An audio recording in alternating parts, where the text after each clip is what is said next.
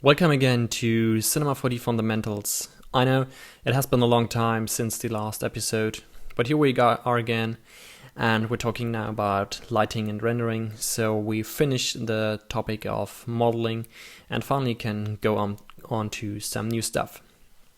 But let me start at the very basics. So let's talk a little bit about how light behaves in the real world. So when we talk about light, we simplify it a little bit by speaking about light rays. So when we have a bunch of light rays hitting a surface, of course those light rays gets reflected. And if we have an even surface, like you see here in the image, the light will get reflected uniformly in one direction. So it comes in this angle, and then it gets reflected in kind of the opposite angle in a uniform direction. And when we have an even surface like this is basically referred to in the real world as a mirror.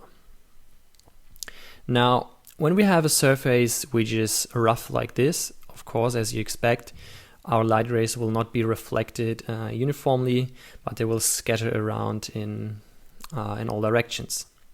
And this is called a diffuse reflection, or also a specular reflection. So we can't, if we have something like this, we can't see a clear image out of the reflection, but it's more like a diffuse kind of blurred reflection, which we perceive when we look on an object with a rough surface. And basically, every object which is not a mirror have a rough surface. Just think of your table or a wall or something which has not a clear image which is reflected, but in some way every object reflects light. If it would not reflect any light at all, we wouldn't see it. So, well. Then if we talk about color, basically light can be separated into three main color groups, which is blue, red, and green. And if we have, for example, a red appearing box on our table, then only the red light is reflected from it. So that basically means that the object maybe is not really red, but the blue and the green amount of the white light is absorbed by the material of that object, and thus it only reflects the red amount of light. And of course, it does that not only in this one direction, but in all different kinds of directions, as this object has a rough surface, and therefore the light is reflected in all different kinds of directions. So when we keep that in mind and we take a broader look on how light distributes in our world, then to simplify it again, we just assume we have one direct light beam coming from a light source, like a light bulb or something, and we have a couple of objects in our room. Now the direct light beam hits our first object, and it gets reflected from that object into a specific direction, for example, and then we refer to that as the first light bounce. Now the light bounce hits another object, the object number 2, and gets reflected in that way again, and hits object number 3, and object number 3 again reflects a little bit of that light back to our light source. So we have 1, 2, 3 light bounces. Of course, this is in reality goes in all different kinds of direction, and we have a infinitive amount of light beams going in all directions. And what you have to keep in mind is that after every light bounce, of course, the intensity of the light gets decreased a little bit. So if we have 100% of light right here, then the molecules in the air and all the other stuff in the air gets reduces the intensity of the light on its way already. And when it's here, then it gets reflected, and after the reflection, the amount of light intensity is decreased even more, and then even more after the second bounce, and even more after the third bounce, and this would go on until the intensity of the light is completely vanished. And of course, we don't have only one beam going from this one light source, but especially if it's like a light bulb, it goes in all different kinds of direction. We have thousands and millions of those light beams going in every kind of direction. Of course, keep in mind that the the model of the light beam is also to simplify it in the real world. It's not actually only a light ray or a light beam which goes in different kinds of direction. It's a little bit more complicated in the real world. But to understand the basic concept of how light travels in our 3D scene in Cinema4D, this is the most simple and most easy to understand method. I already mentioned it that the light will lose a little bit of its intensity when it hits the surface and gets reflected, and you should keep that also in mind when you do create materials in Cinema4D. And there's actually a law of the energy conservation, which tells you that a surface should not return more energy than it's being contributed by the incoming light. Otherwise, the material will no longer be physically accurate. So as you see here on the image on the right, we have a really bright spot on top, and this actually is not that realistic because the object could not or cannot return more light than it's being sent to. So a more realistic appearance of the sphere would be something like this, where of course a little bit of light is reflected, but not as much as here on the right side. And then also, if you refer to or have a look on the rest of the image, you see that the image is evenly lit, and so this bright spot would really be kind of awkward in this kind of image and would make your image look unrealistic. Now, to sum that up here, a little overview of the different kind of phenomena we have when we're talking about light. So as I already mentioned, we have an intensity fall off due to air molecules, and then of course we have when the light hits an object, then we have also a shadow. So where no light is, there's shadow. Then we have the reflection we talked about. So every object basically reflects light in all different kinds of directions. But sometimes we also have an object which refracts light, for example a glass, or water refracts light, which means that the angle of the light beam is broken by a certain angle, and thus travels in another direction right here. Okay, so those are the basic terms you have to keep in mind when we talk about light, and you will find those also, of course, in Cinema4D itself.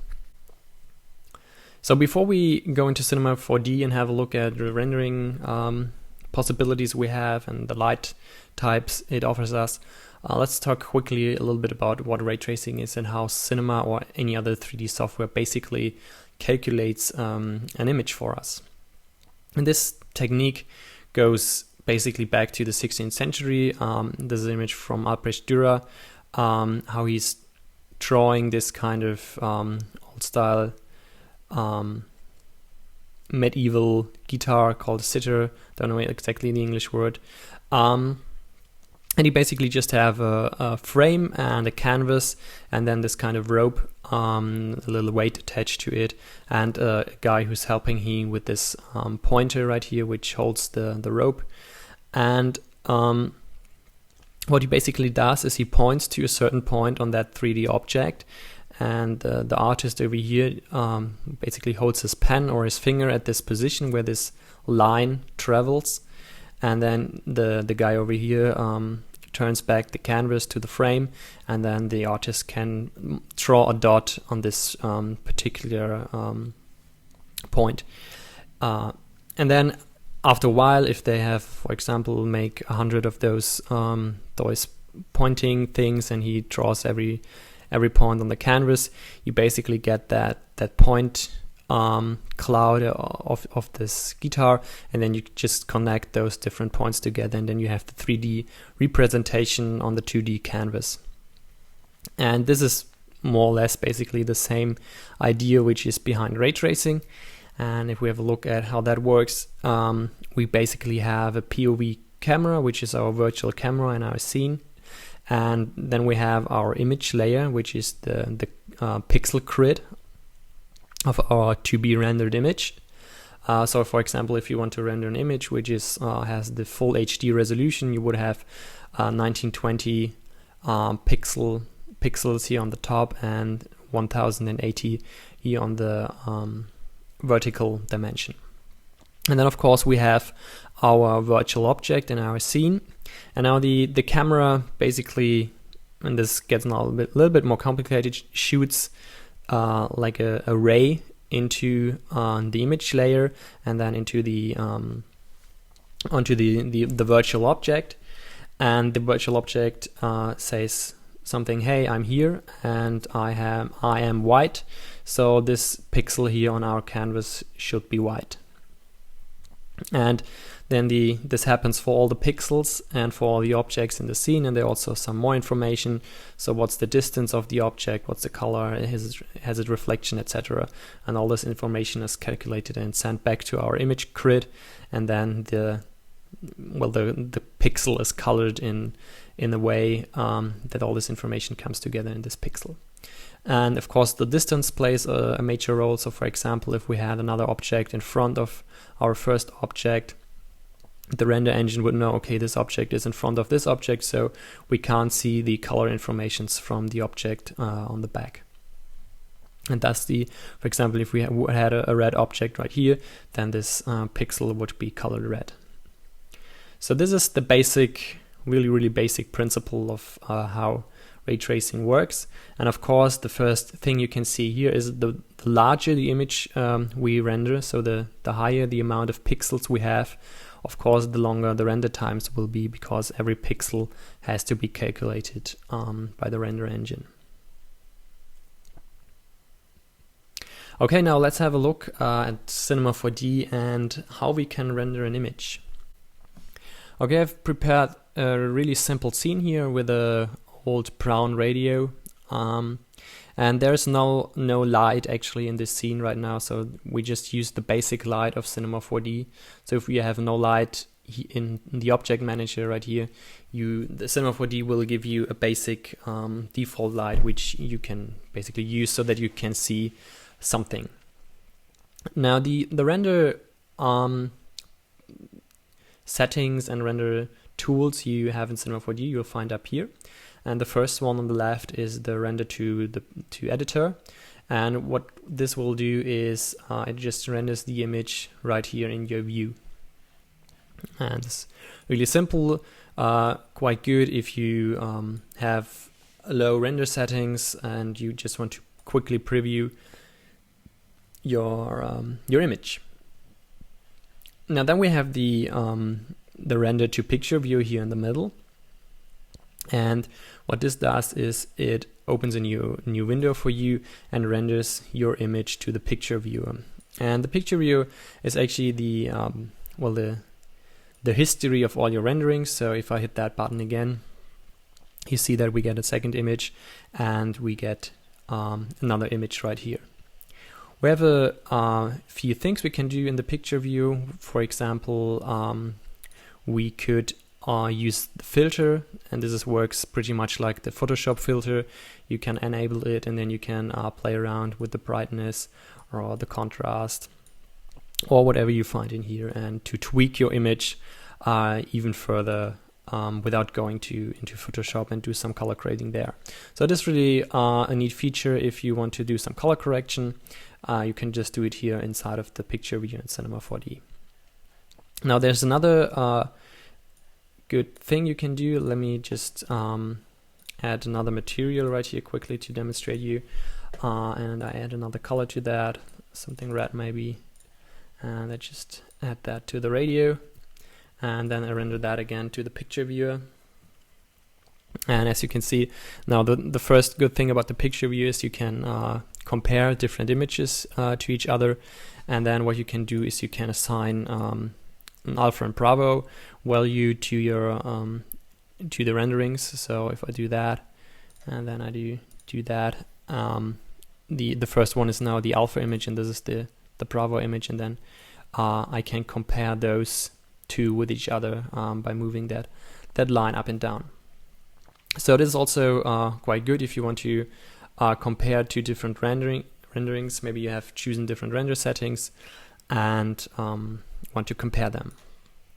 Now, if you want to save an image, you have to just click on that little disk icon over here, and then this dialog pops up, and you can choose, first of all, if you want to just save the still image you have selected here, or if you have selected a couple of images in your hierarchy here, you can select selected frames, and then you can save a bunch of those images.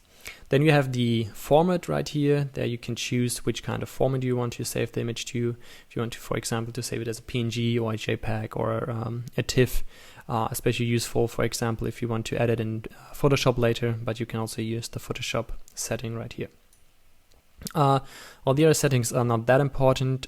Which is important is this use filter setting here. So if you have set your filter, did some color grading on your image, make sure to use filter, otherwise the image would be saved without the use of the filter you set right here. Then you can of course rescale your image. If you want to save a smaller version of your image, you can do that here as well. Then just hit OK and your image will be saved to your hard disk. Okay, so much about to the picture viewer. But maybe one last thing, if you, as you can see, by the way, you can open the picture view when you go to Window, Picture View. As you can see here on the bottom, you have a few information. First of all, here's the render time. This took about 3 seconds to render, and the size is 1280 by 720. And if you want to change this render size, you have to go to the render settings, and this is the third of those buttons over here. And then you can go to the output right here, and you can choose one of the presets. For example, I want to have a full HD resolution. I can go to this one, for example, and oh, sorry, that's not the right one. We can go to which one here, HD TV, for example, and then we have the full HD resolution, and we can render the image again. And now it will take a little bit longer, 4 seconds, and then we have the full HD render of our image. Now there are a couple of more settings, of course, you can set here. I come to that in a second, but let's have a look again here in our drop-down menu for the picture viewer and the settings. First of all, we have the render region. The render region is just, you can drag and drop your mouse on your editor view, and then only this particular frame will be rendered directly here into your view. But there's something which is a little bit more advanced. This is the interactive render region, and this behaves mostly in the same way as the render region itself. But what you can do is you can move this little slider here on the right side to the bottom and to the top. And what this does is it basically decreases or increases the resolution of your preview in here. So if I put that to the bottom, you will see in a second, sometimes a little bit buggy, I think. Just have to wait maybe. There we go. So you see that the resolution is very, very low, but the render time is quite fast, 1 second. Right here you can see it. And if I put that maybe to the middle, you see the resolution will increase, render time still fast, and then I can go to the full setting, for example, and render that out. Now also a good trick here is, for example, if, let me show you an example. Basically you can use the shortcut Alt-R to show or remove the interactive render region. And let me just add another material right here, and let's say we want to have this knob right here to be green. Very nice color, I know. And then we don't want to render the image again. So let me go back to the picture view. Right here we see we have this this knob is white here, and let's assume it would have taken half an hour to render this image. So we don't want to render the whole image again because it would take another half an hour. We just want to render this particular area, and then we can just patch it together again in Photoshop, for example. So what we can do now is we can turn on the interactive render region and scale down our interactive render region to just this area where the green knob appears.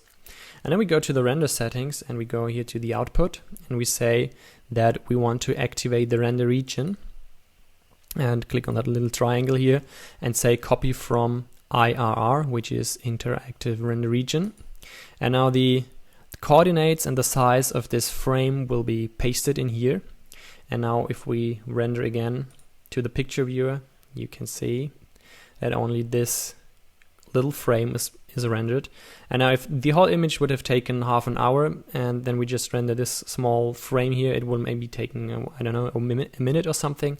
And so we save a lot of render time, and we can just paste those two together in Photoshop, and then we have our radio with the green knob without rendering two different full-size images.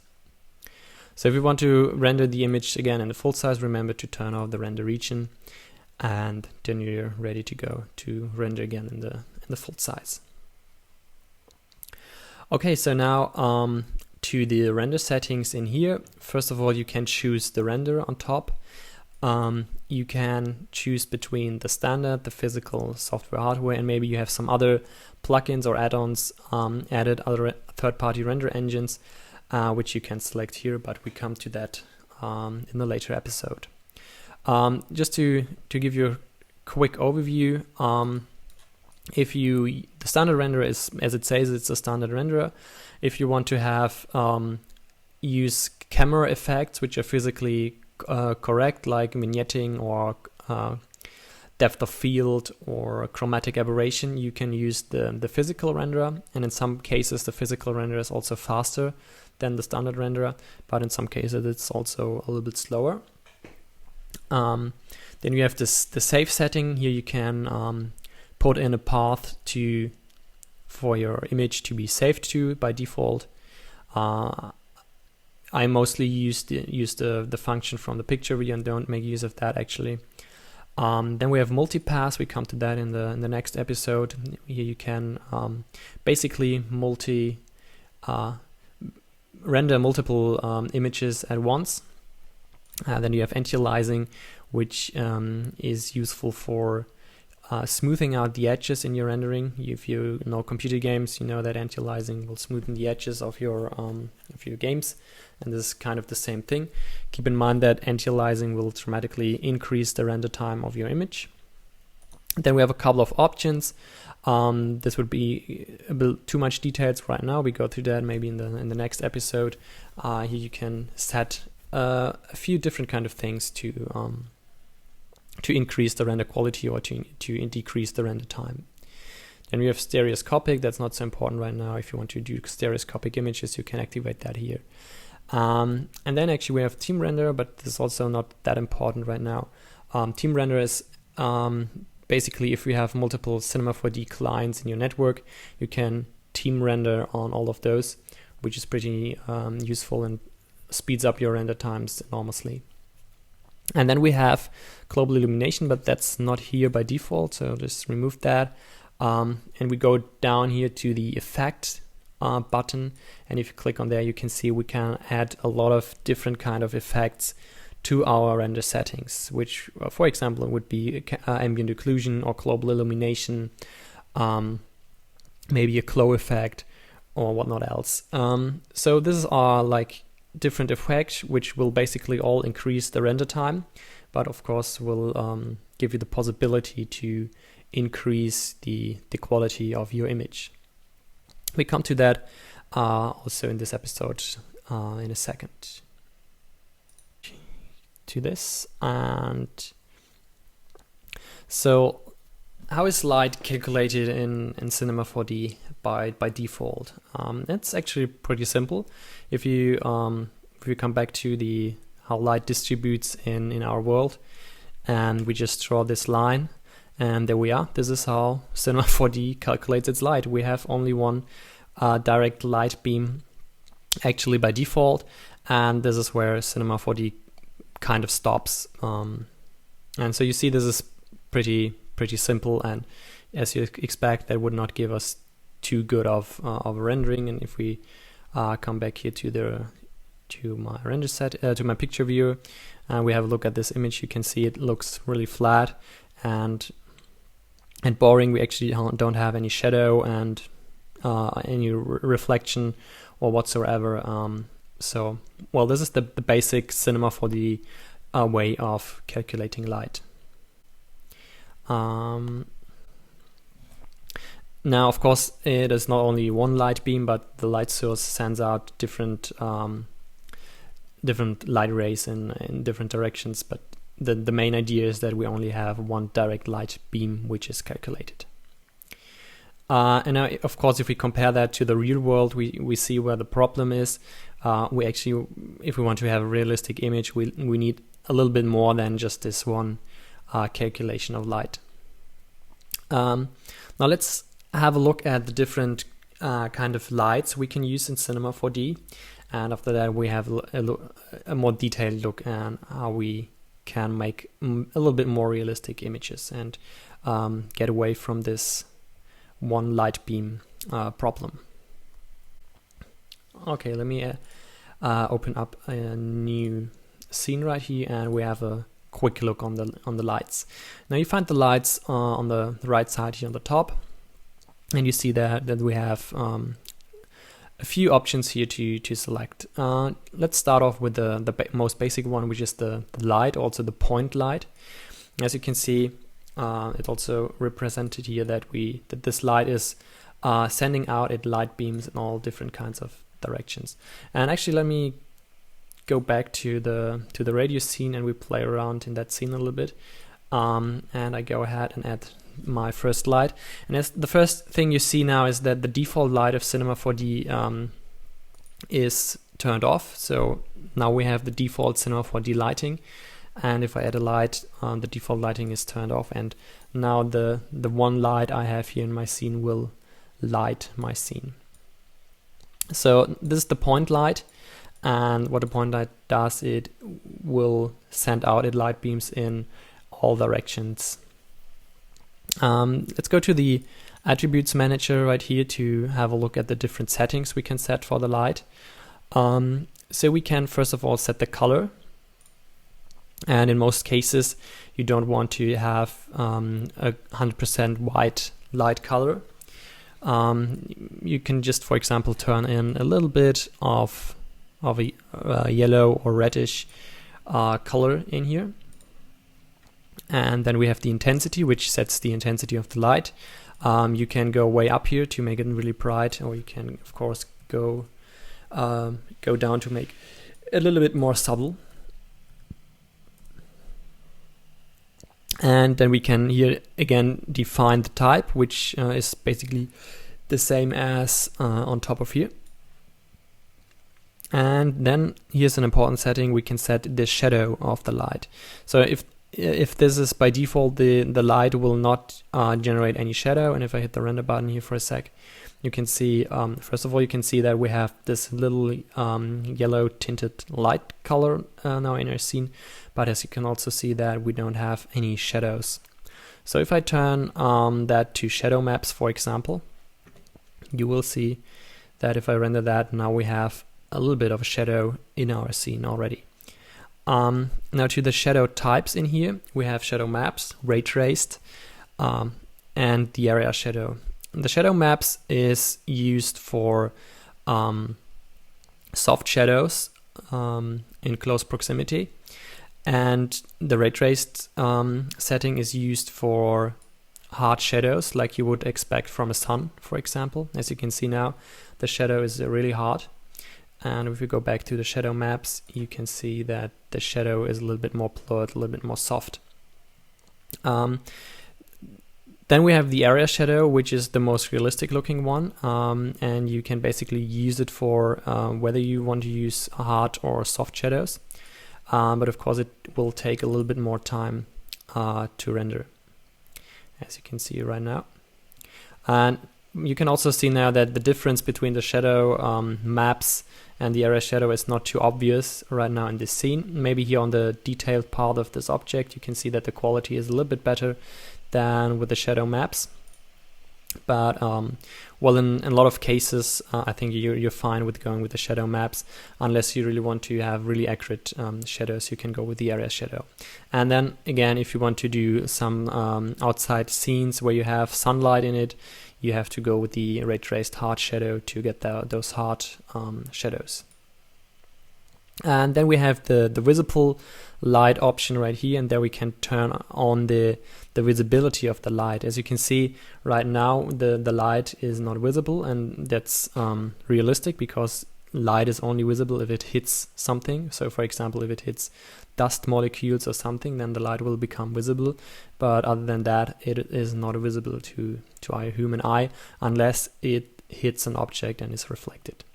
But you can, for example, turn this on right here, and then if you render it, you see we now have this kind of dusty looking image light sphere right here. The settings right here in the attribute manager for our light object. We have the details setting right here, and there you can turn on, for example, the fall off. And as you can see, we have the inverse square, which seems to be the physical accurate one, and we have, for example, linear, which will be a little bit faster to render, but just let's go with the inverse square. And as you can see, now I can define how far my light should be spread out, and actually that is a little bit more realistic than if you would turn that off, and then your light would be spread like to the infinite in your scene. So if we want to be really physically accurate, you can turn that on right here.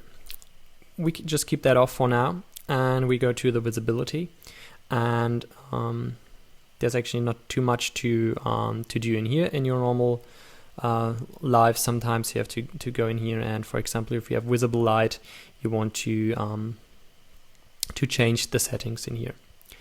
Then we go to the shadow. This is something which is a little bit more important. So we can now define how our shadow should look like here. For example, we can change the color of the shadow, which is rarely used, but we can also change the density of the shadow. So sometimes your shadow appears a little bit too harsh, too dark, and then you want to come in here and turn it down a little bit, and then if you render it again, you will see that it is a little bit more soft and a little bit more subtle right here.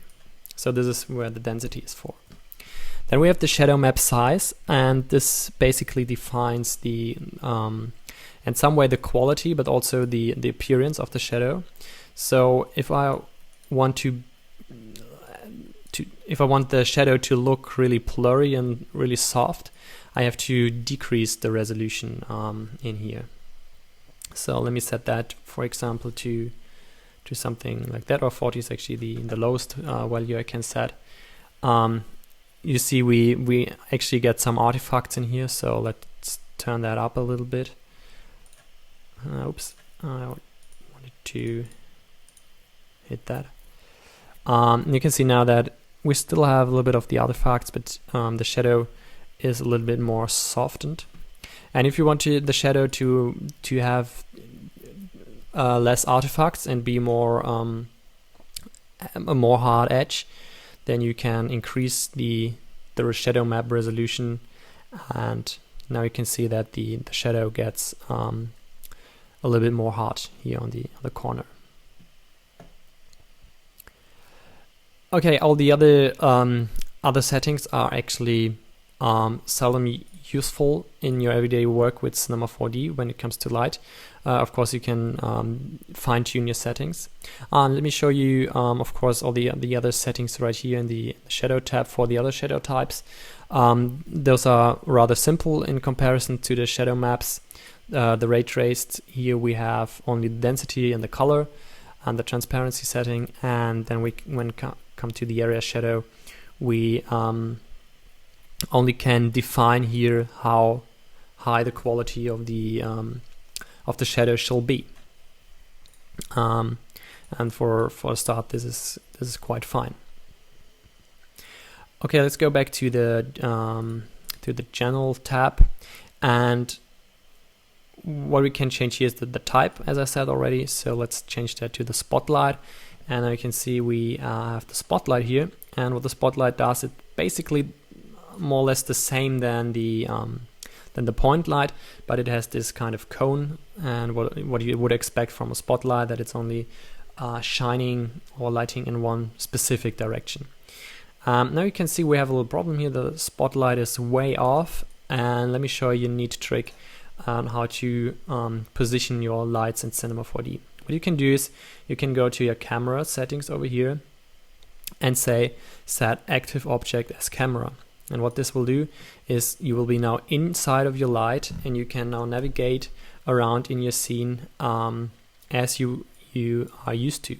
And I can now move my light around and thereby define the angle and the position of the light in comparison to my radio over here. Define the angle and the position of the light in comparison to my radio over here. And then if you go to cameras again and go to use camera, default camera for the camera, and you can see now the spotlight is right here. And what we can do is we can define the radius, for example. And as you can see, the smaller the radius is, the more like precise or smaller the light beam gets to lighten our scene. But if we want to have a broad, diffuse light going on, we can just use a wider angle radius for our spotlight. So spotlights are actually very useful, very good to light your scene. Let me just quickly grab that one, make that a little bit with a red tone, and then just copy and paste the light right here, and go again to camera, use camera, set active camera as set active object as camera. Oh, by accident I actually destroyed my radio over there. Let me just fix that. When did that happen actually?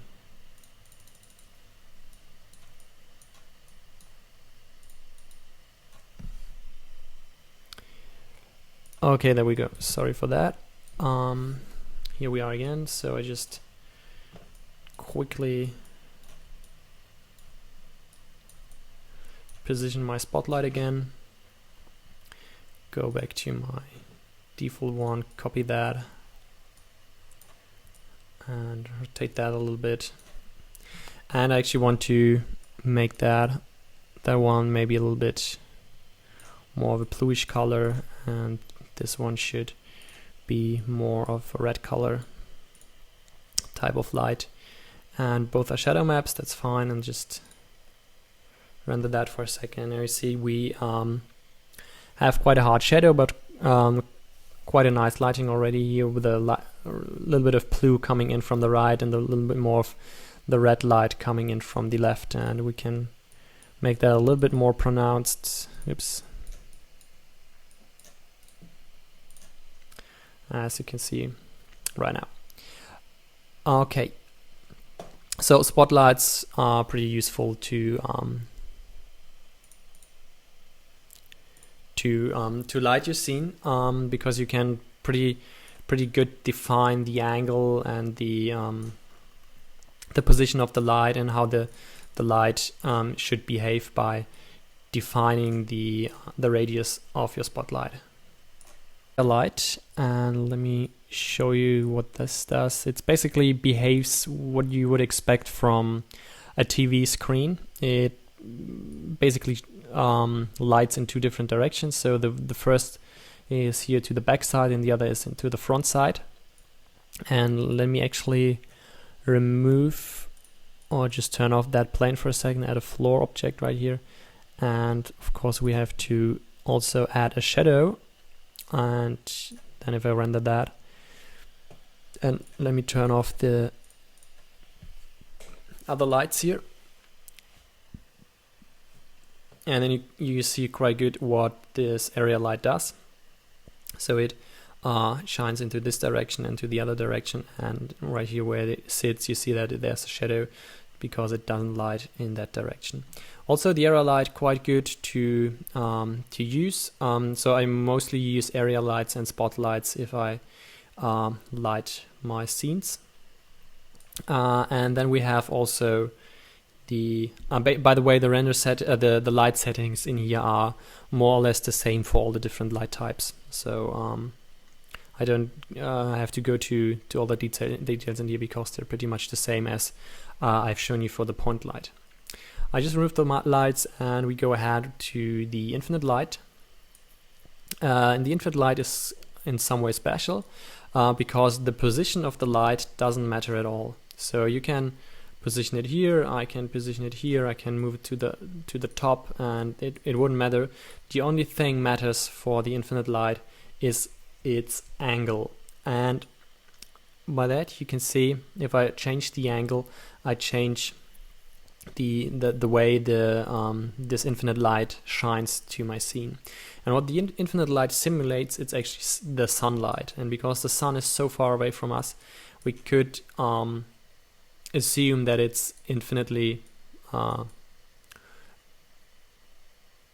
in outer space, and thus the position doesn't matter because it's way over in the space over there, but the angle matters in which this light hits our object. And now I can also turn on the ray traced hard image, and then what you see is we get a really hard shadow, and this is something which we would use when we want to simulate a sunlight. Of course you can also use the sunlight directly. The only difference to the infinite light is that you have this sun setting right here, and there you can type in a specific time and date to simulate that specific time. So for example, if I put that to today, which doesn't work, so well, whatever. Although it works, sorry. Mixed up again the American and European style of displaying the date. So this would be now the exact time and date of which how the sun is shining here.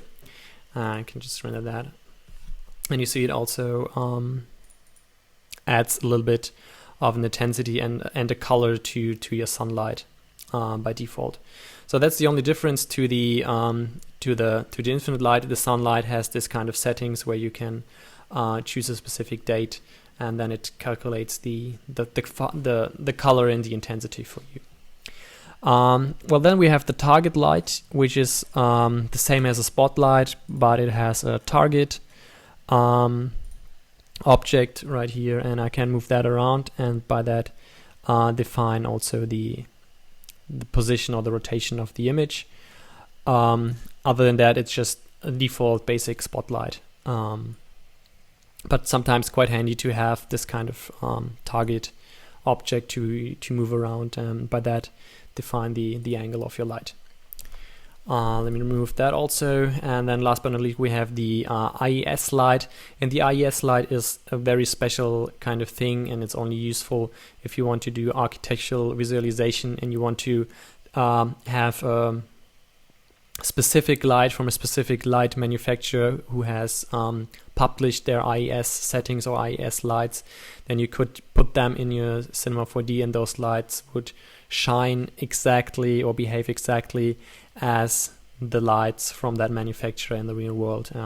So really something for a special use case for architectural visualization, where you want to use specific light parameters from a specific light manufacturer. Okay, so much about the default or the basic behavior or use of the lights right here in Cinema4D.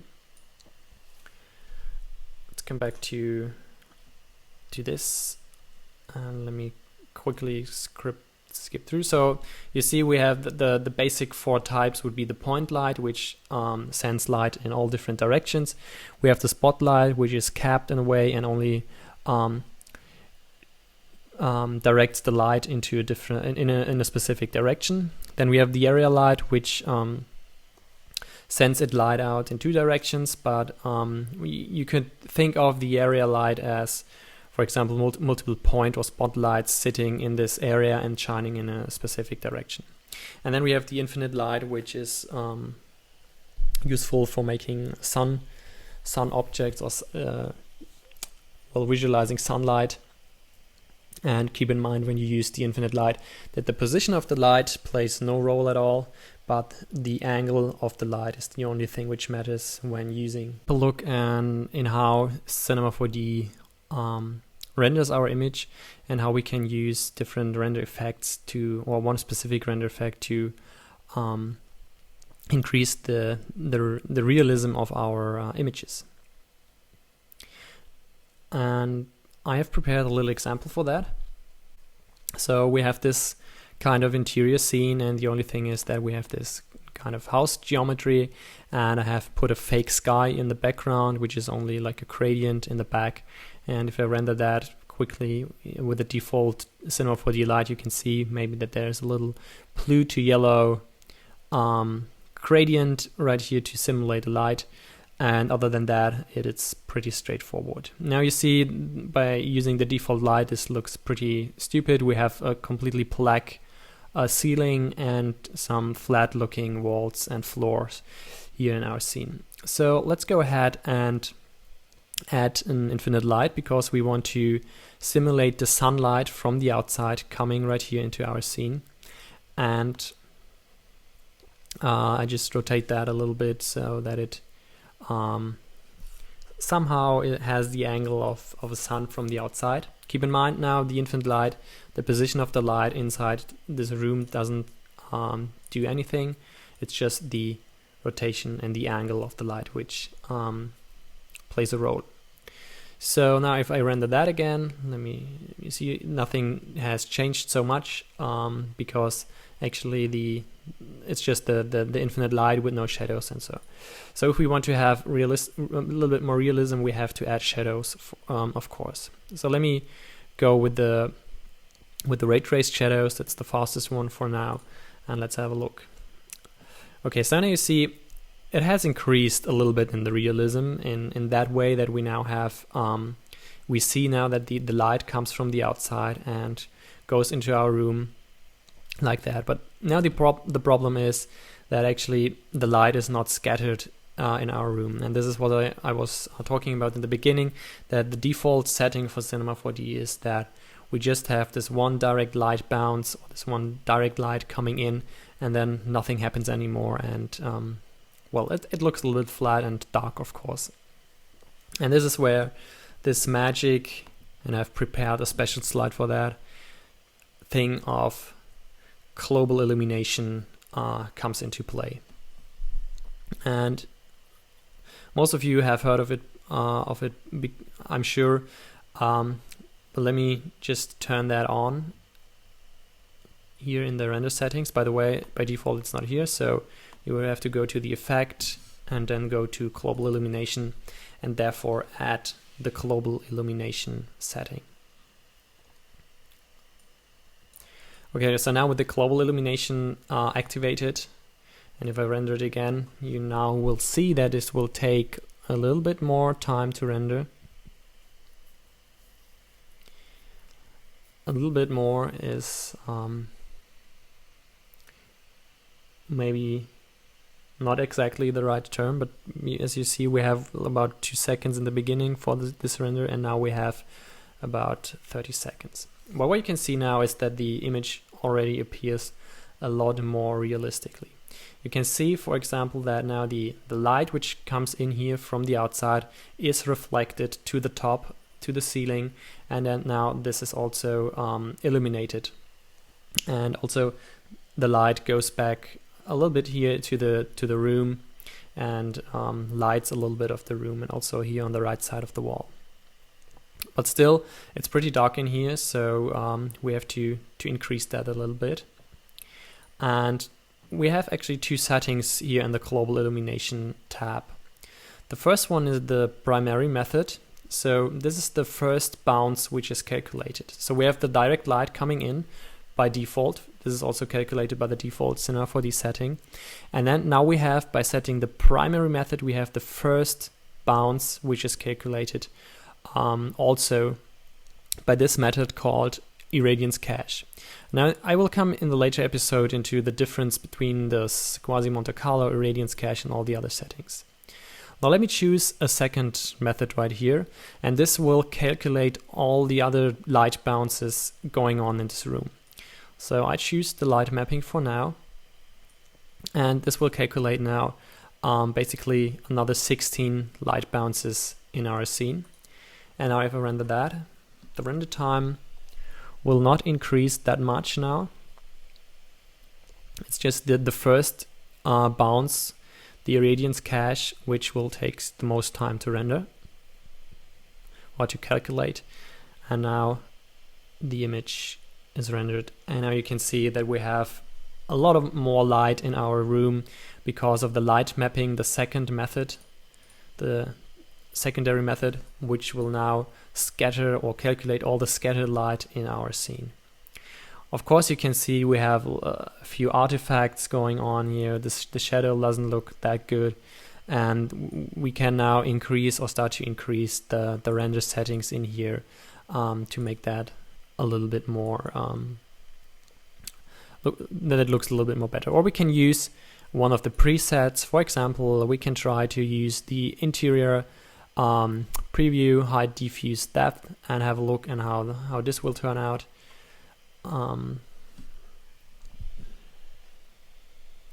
Let it render again.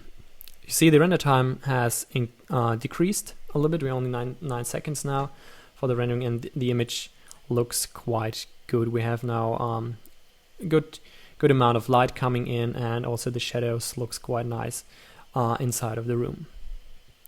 Now what I could do is, of course, I could now tweak a little bit the light. I could make the sunlight appear a little bit more of a yellow color. Maybe that's a little bit too much, maybe a little bit more red. And I can also, of course, increase the intensity a little bit and then render that again. And then let's have a look how that turns out. Okay, quite nice. Now another trick when it comes to rendering interior scenes especially is to use area lights in your on your windows to get in a little bit more light. And just let me do that. So we have basically 3 windows here. So I want to have 3 area lights. Just move that to the outside, rotate it a little bit, and just let me turn off the infinite light for now so that I can see a little bit better what I'm doing. And I just make this a little rough right now to speed it up a little bit. So I just add 3 area lights on the outside, which will be my kind of window portals, which put in a little bit more of light into the room. And I want it to be blue because the sky is blue, so we get a little bit of this blue reflected light in our room. And we actually don't need it to have any shadow, and we want to go down but with the intensity a little bit, maybe something like that, and then go back into our room, render that, and let's see how this turns out.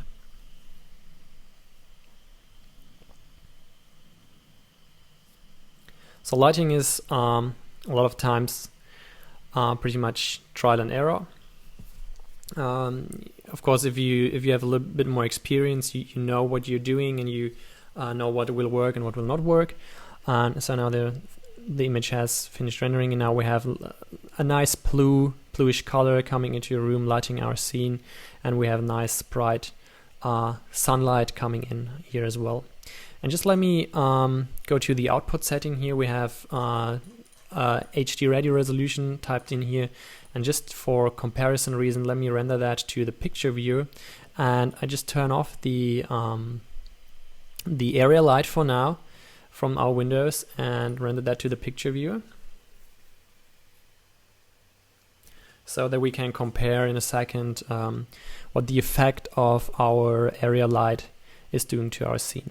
So right now you see it's the interior has a little bit of warm yellowish color, and now I turn on the area lights from the window again, render that.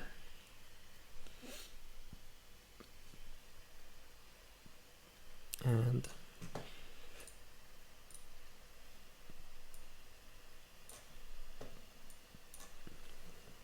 there we go.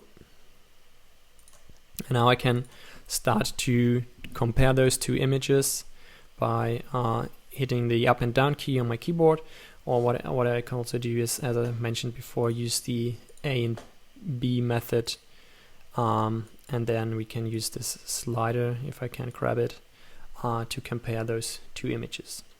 Now it depends, of course, now what a kind of light atmosphere and mood you want to set in your room. So if it is more like an afternoon scene, maybe more in the evening, summer evening, you would go for something like this, for example.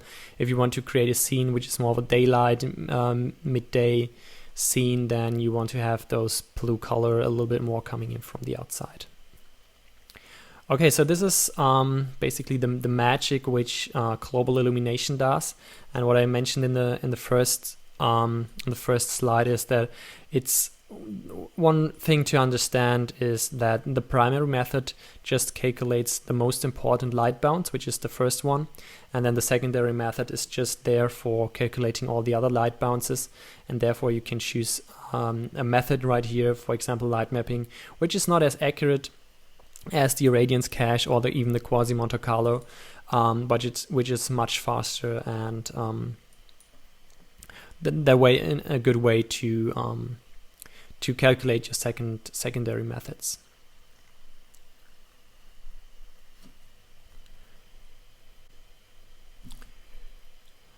Okay, so this is what I've shown you already, and here again, just to complete that, is that Global Illumination now in a way works, of course, as the real light does. We have now multiple light bounces on every object, scattering around in our scene, and of course the more of those bounces you have, or the more of those bounces Cinema4D renderer has to calculate, the more time it will take to render your image. Now to the different kind of methods on how to light your scene. We basically have now two options. The first one would be of course to use Global Illumination. So if we have a scene and then we have a light source and we have an object which we want to light, or a complete scene we want to light, and we have multiple objects in that scene, we use Global Illumination, and then all the light reflections will be taken into account and will be calculated, and therefore we get a realistic looking image, but we have a little bit higher render times. Then of course what we also could do is we could fake Global Illumination, and this is referred to as local illumination, because now we don't have the global light is not taken into account now, but only the local light sources are calculated with this single direction light ray. And not single direction, but this single first bounce of light, basically. And what we can do to create a similar effect then with the Global Illumination is to fake the Global Illumination by adding our own local light sources in the scene. So for example, if we have this scene with the red object right here, and we want to have this reflection which we would have from Global Illumination, we have to basically set a spot or point or area light right here to the object, which is red, and would simulate the reflected light from that red object to our main object. And of course there's a little bit more of work, but the render times at the end will be also a little shorter. So here's a summary basically. So local illumination is where only the primary light bounces are calculated, thus the render times are much faster, and the problem though is that the light is not spread realistically in the scene. However, first of all, the realistic light distribution is not always needed, so sometimes you want to have a really schematic or comic look of your renderings, then of course you don't need any Global Illumination. Sometimes also if you want to do product shots or when not that many objects staying around in your scene, you don't need global illumination actually, and you can go with the local illumination. It's a little bit more setup work to do then to get a good image, but you will get faster render times, and especially if you're doing animation, might be a good idea to consider at least the use of local illumination. Then of course we have the global illumination. The light distribution behaves physically correct, light bounces gets calculated in the whole scene. This will result in more realistic looking images, but of course we have a little bit more longer render times. On the other hand, the setup is much simpler. You just have to add a few lights like in the scene before, and then go into the render settings, play around a little bit there, and then you're good to go and get a good looking image in the end. And then just let me show you for the next time what we'll do. We'll use I show you how to light a scene, which is a little bit more complex.